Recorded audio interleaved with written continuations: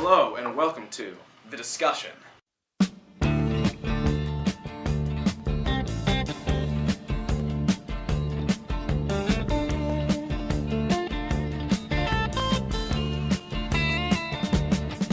get a shiver in the dark, it's raining in the park, but meantime, sound of the river, you stop and you hold everything. A band is blowing Dixie, double fall time. You feel alright when you hear the music ring.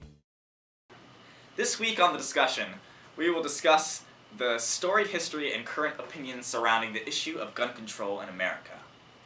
Let's begin. Gun control has been a politically charged issue since our nation's beginnings. In 1791, our nation's constitution was amended for the second time to include that a well-regulated militia, being necessary to the security of a free state, the right of the people to keep and bear arms, shall not be infringed. However, in 1934, Congress passed the National Firearms Act, which in general imposes a statutory excise tax on the manufacture and transfer of certain firearms and mandates the registration of those firearms. Of course, pro-firearm ownership organizations like the National Rifle Association, or the NRA, have been around since 1871. The NRA, which considers gun ownership an inalienable civil right, calls itself the largest and oldest civil rights organization in the United States. More pro-gun control legislation was passed in the 20th century, starting with the Gun Control Act of 1968, enacted after Martin Luther King Jr. and Robert F. Kennedy's killings, barring interstate gun sales and sales to criminals. And later, in 1993, when President Bill Clinton passed a 10-year ban on the sale of assault weapons and large ammunition magazines. All the while, the NRA Foundation and other pro-gun ownership lobbyist groups worked to pass laws like the Firearm Owners Protection Act of 1986, which eased the ban on interstate gun sales. Now, in the wake of several recent horrific mass shootings in the United States, namely the Newtown and Aurora shootings, the issue of gun control is once again in the political spotlight. Now, let's bring the discussion on gun control to the students of Wellesley High School. Wayne LaPierre of the NRA called for armed guards in every school following the tragedy in Newtown, stating, "The only thing that stops a bad guy with a gun is a good guy with a gun." Do you agree with this plan and this statement? I disrespectfully disagree. One, I think that idea is just bad. I feel like if we lived in a world where all schools had armed guards, it would just be a very fearful world.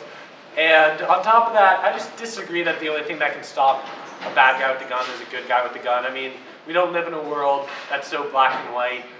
There aren't James Bonds running around. I think the power of words can be just as powerful as the power of a bullet. Like, hey, stop. Do you feel the Second Amendment is as important a civil right to be protected as any other in our nation's Constitution? I feel that the Second Amendment is an important right. What people have to remember is your rights end where other people's begin, and the Second Amendment is not the only amendment. There's the very important First Amendment as well, life, liberty, and the pursuit of happiness. So you got to find a balance between people's lives, but also other people's pursuits of happiness. It should be protected, but it's something that people have to look at, not only thinking about their own viewpoints, but about the viewpoints of others when they're debating it. That was awesome, guys. Thanks for contributing to this week's discussion. Now it's our turn to weigh in. Like any other politically charged topic, there are two distinct sides that deserve coverage. In the case of gun control, pro-gun ownership legislators is the opposition, and vice versa. Those in favor of gun control are the opposition for pro-gun ownership legislation. A few pro-gun ownership groups include the National Rifles Association, the Gun Owners of America, the Citizens Committee for the Right to Keep and Bear Arms, and the Second Amendment Foundation. Throughout the years, they have fought to pass and have passed a number of laws and acts that make gun ownership and gun purchase easier. Something these groups feel is an important civil right that they have the duty to protect. This pro-gun ideology was on full display in Washington after the tragedy in Newtown, Connecticut, when the National Rifles Association Executive Vice President Wayne LaPierre held a Take No Prisoners news conference in which he called for a federal program to put armed guards in every school in the country, saying, "The only thing that stops a bad guy with a gun is a good guy with a gun. On the other hand, Andrew, there has been an outstanding amount of action taken politically for pro-gun control changes since the recent shootings. Namely, many parents of the victims of the horribly tragic Newtown shooting have been vocal about their desire for stricter gun control laws that would put an outright ban on the type of assault rifles that were used in mass shootings like the one in Newtown and across America in recent history. Also, President Obama is pushing to pass an in-depth gun control proposal of his own. A couple of things in the proposal include the requirement of criminal background checks for all buyers, including those who are buying guns from private sellers, and reinstating the ban on assault rifles that was in place from 1994 to 2004, but was not extended by the Bush administration.